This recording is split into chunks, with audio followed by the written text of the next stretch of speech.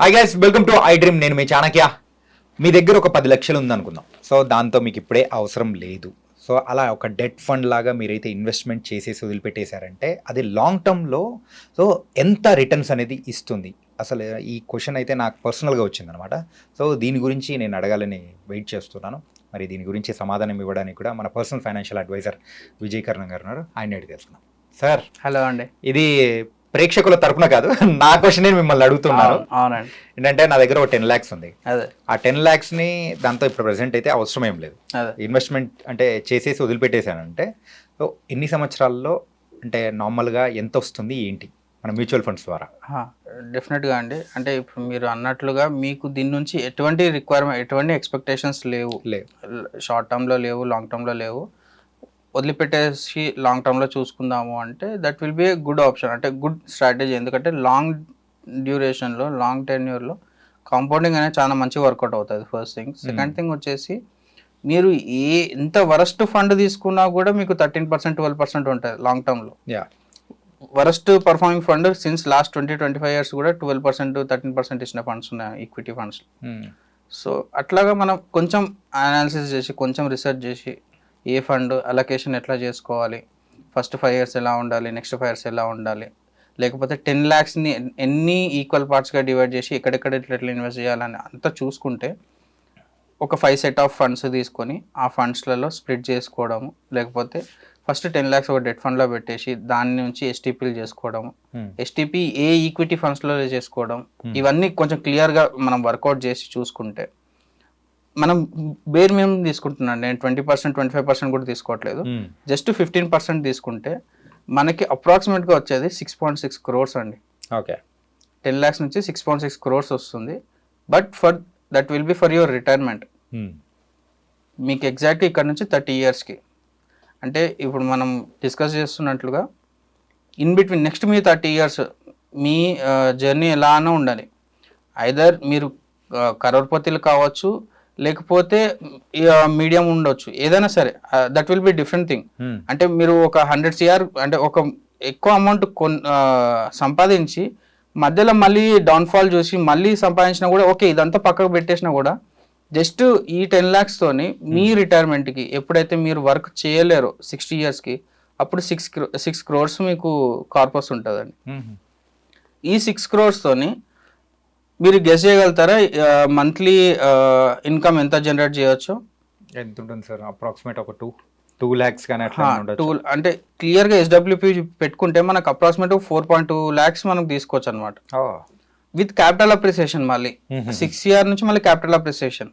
అంటే చూసేటోళ్ళకి అందరు ఇది జస్ట్ లెక్కల్లాకని అనిపిస్తుంది. అంటే ఏదో జస్ట్ చెప్పేస్తున్నారు అనేసి గాల్లో లెక్కలేస్తున్నారు, గాల్లో చెప్తున్నారు అన్నట్లా ఉంటుంది.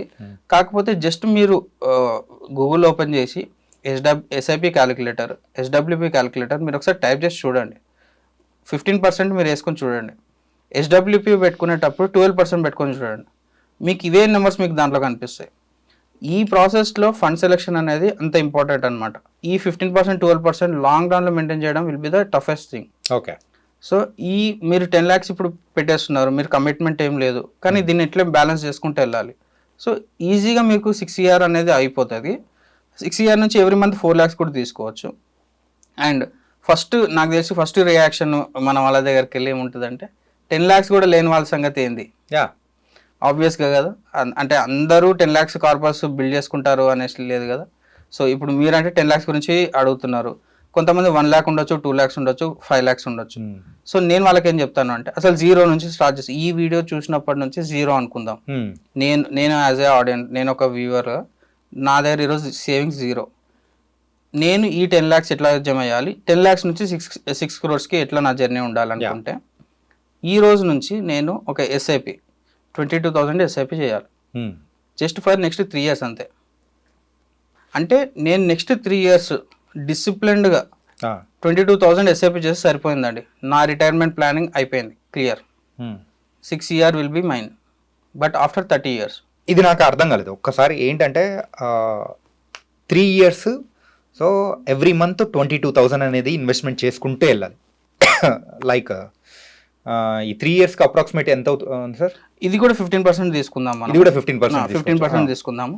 ఒక్కొక్కసారి 12% రావచ్చు, 15% రావచ్చు, కానీ యావరేజ్ 15% తీసుకుందాము. 15% తీసుకుంటే ఇదే మనకి 10 lakhs అవుతుంది. ఈ 10 lakhs మళ్ళీ మనం 6 years చేసుకోవచ్చు లాంగ్ రన్లో. ఓకే. సో మనం చేయాల్సింది ఏంటి, నెక్స్ట్ 3 years ఈరోజు నా పాకెట్లో 0, నెక్స్ట్ 3 years నేను ఏం చేయాలి, 22,000 ఎస్ఐపి చేయాలి. నెక్స్ట్ 3 years నేను 22,000 ఎస్ఐపి చేశాను అనుకోండి, మరి retirement requirement will be fulfilled. అంటే ఈరోజు నేను 25 years, నాకు 25 years నుంచి 28 years వరకు 3 years పీరియడ్లో నేను ఇది మాత్రం డిసిప్లిన్గా నేను ఫాలో అయిపోతే లాంగ్ టర్మ్లో నేను ఇంకా దేని గురించి ఆలోచన చేయాల్సిన అవసరం లేదు. సరిపోయింది కదా, ఇంతకన్నా బెస్ట్ అప్రోచ్ ఏమి ఉండదు అని నా ఫీలింగ్ అనమాట. ఇలా 30 years ఒక సర్టెన్ అమౌంట్ ఇన్వెస్ట్మెంట్ చేసుకుంటూ వెళ్ళడం అదొక ఎత్తు అయితే, సో ఒక ఫిక్స్డ్ అమౌంట్ 3 years మనం చేసుకుంటూ వెళ్ళిపోతే సో మనము లాంగ్ టర్మ్ గోల్ అనేది రీచ్ అయిపోవచ్చు అనేది డెఫినెట్గా. అంటే ఈ ప్రాసెస్లో కొంతమంది దగ్గర ఆల్రెడీ 5 lakhs 2 lakhs ఉన్న వాళ్ళ దగ్గర ఈ 22,000 కాస్త తగ్గిపోతుంది వాళ్ళకి. వాళ్ళకి 15,000 కావచ్చు, 18,000 కావచ్చు, 12,000 కావచ్చు, అది డిపెండ్స్ అనమాట. ఒక్కొక్కరు వాళ్ళ కార్పస్ ఎంత ఉంది, ఆల్రెడీ ఒక 5 lakhs ఉంది అంటే దీనికి ఎగ్జాక్ట్గా half, just 11,000 will be sufficient అనమాట. ఓకే. అట్లా పెట్టుకుని చేసుకుంటే డెఫినెట్గా మనం 10 lakhs రీచ్ అవ్వచ్చు. వన్స్ 10 lakhs రీచ్ అయ్యాము అంటే నథింగ్ అనమాట. మళ్ళీ అక్కడ నుంచి మనకి ఈజీగా కాంపౌండింగ్ అనేది తొందరగా వెళ్ళిపోతుంటుంది. Okay. So 6 year retirement corpus will be ours అనమాట. అట్లాగా. Nice sir. అండ్ మొన్న వెబినార్ నేను అటెంప్ట్ చేసినప్పుడు కూడా నేను జస్ట్ నార్మల్గా చూసినప్పుడు కూడా ఈ డౌట్ అనేది కూడా నాకు రైజ్ అయింది. సో దాని గురించి చాలా చక్కటి సమాధానం అనేది కూడా ఇచ్చారు. అండ్ గైస్, మీరు కూడా వెబినార్లో మీరు ఎవరైనా కానీ పార్టిసిపేట్ చేశారంటే సో ఇలాంటి మీకు కూడా డౌట్స్ ఏదన్నా ఉంటే అవన్నీ క్లియర్ చేయడానికి కూడా విజయ్ గారు రెడీగా ఉంటారు. Sir, so thank you so much. Thank you అండి. మరో ఇంటర్వ్యూతో మళ్ళీ కలుద్దాం. అంతవరకు take care. This is your Chanakya.